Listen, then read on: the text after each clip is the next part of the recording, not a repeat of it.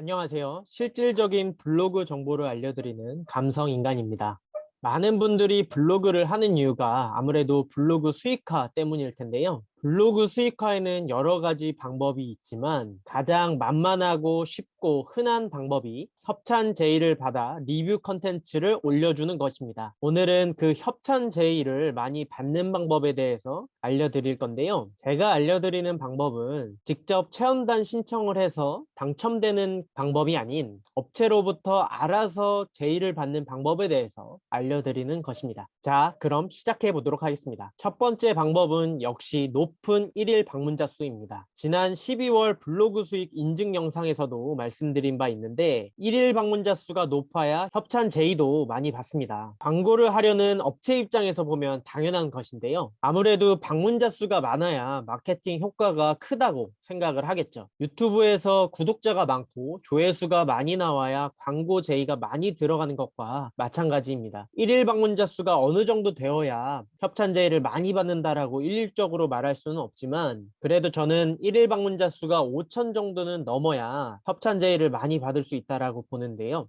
사실 방문자 수가 높아야 된다라는 것은 모두가 아는 사실이에요. 다만 그렇게 하고 싶어도 안 되는 분들이 많겠죠. 저 같은 경우는 최근 방문자 수가 조금 떨어져서 현재 1일 방문자 수가 4천 명 중반대를 기록하고 있는데 5천 명 정도가 넘었을 때 확실히 협찬 제의가 좀 더 많이 들어오는 느낌이었습니다. 결국 방문자 수가 높아야 블로그 수익화를 이뤄낼 수 있다라고 다시 한번 강조를 하고요. 두 번째 방법은 인플루언서가 되는 것입니다. 블로그 수익화를 위해서 이제 인플루언서가 되는 것이 필수라고 생각이 되는데요. 현재 많은 인플루언서를 선정하고 있으니까 늦지 않게 들어오시는 것이 좋을 것 같아요. 아직까진 인플루언서에 대한 혜택이 그렇게 많다라고 할 수 없지만 앞으로 네이버가 인플루언서 중심으로 돌아갈 가능성이 크고 많은 혜택이 추가적으로 제공될 것이라고 예상되기 때문에 인플루언서 선정에 목표를 두는 것이 좋습니다. 저도 작년 10월 도서 인플루언서 선정 이후에 많은 협찬 제의를 받았습니다. 지금 진행하고 있는 컨텐츠 마케팅 작업건들도 다 인플루언서 선정 이후에 들어온 것인데요. 업체 입장에서 생각을 해보면 인플루언서가 좀 더 신뢰가 간다고 생각할 것 같아요. 그동안 많은 협찬 제의를 받았었는데 실제적으로 어떤 협찬 제의들이 있었는지는 추후 영상을 통해서 자세히 말씀드리도록 하겠습니다. 말씀드렸듯 인플루언서에 대한 혜택이 늘어나고 있는 추세인데요. 이렇게 네이버 인플루언서와 업체를 직접적으로 연결해주는 브랜드 커넥트라는 것도 있습니다. 네이버가 직접 중간에서 연결을 해주는 것인데요. 이번에 새로운 공지가 하나 올라왔습니다. 그 공지를 살펴보면 공지의 핵심 내용은 이 브랜드 커넥트의 자격 기준을 확대하고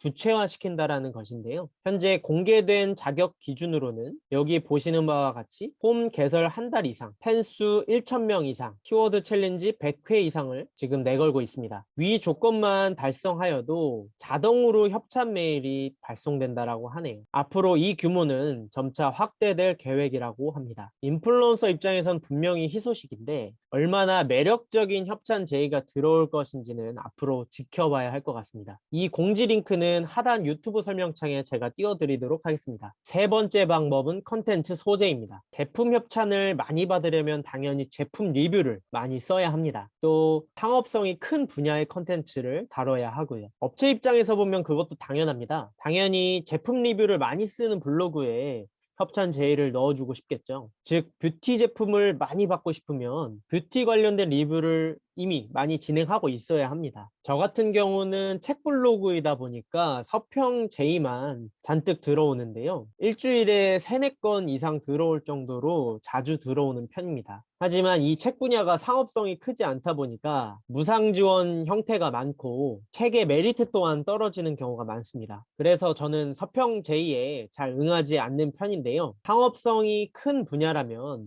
유상 지원 형태일 수도 있고 또 메리트가 있는 제품을 지원받을 수도 있을 것입니다. 저도 일전에 일회용 마스크 리뷰를 올린 적이 있었는데 이것을 올리고 나서 마스크 제품으로만 3-4곳에서 협찬이 들어오더라고요. 협찬 제의는 그런 원리로 이루어진다라고 보시면 될 것 같아요. 이 일회용 마스크 같은 경우는 코로나 시국 이후에 상업성이 매우 커져서 그런 것이고요. 다만 제품 리뷰는 아무래도 금전적인 지출이 있는 것이기 때문에 처음엔 다소 부담스러울 수밖에 없는데요. 그렇다고 하기 쉬운 카페 리뷰나 식당 리뷰, 맛집 리뷰, 여행 리뷰 등과 같은 상업성이 크지 않은 컨텐츠만 다루게 되면 협찬 제의를 받을 가능성은 더욱 떨어집니다. 사실 그런 컨텐츠로는 블로그 방문자 수를 높이기도 또 블로그 수익화를 하기도 어려울 것이에요. 네 번째 방법은 블로그 상위 노출입니다. 결국 그 모든 것들을 가능하게 하는 것은 이 상위 노출인데요. 블로그 방문자 수를 올리는 것도 리뷰 컨텐츠를 써서 협찬 제의를 받는 것도 결국 이 상위 노출을 시켜야 가능합니다.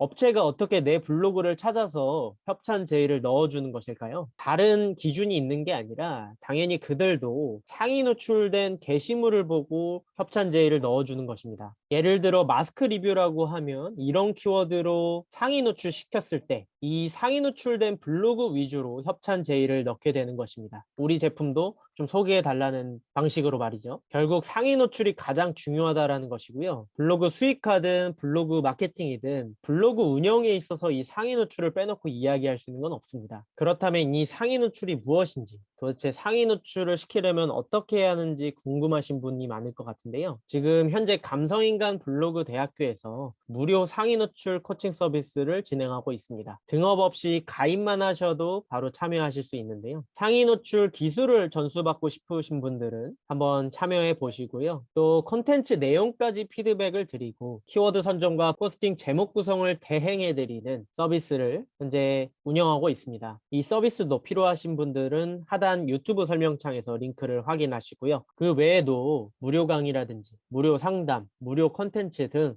많은 무료 서비스를 현재 카페에서 진행을 하고 있으니까 블로그에 대한 정보를 얻고 싶은 분들은 제 카페를 한번 방문해 보세요. 도움이 되실 겁니다. 자, 오늘은 여기까지 한번 정리해 보도록 하겠습니다. 제 영상이 도움이 되셨다면 좋아요와 구독 부탁드리고요. 지금까지 시청해 주셔서 감사합니다.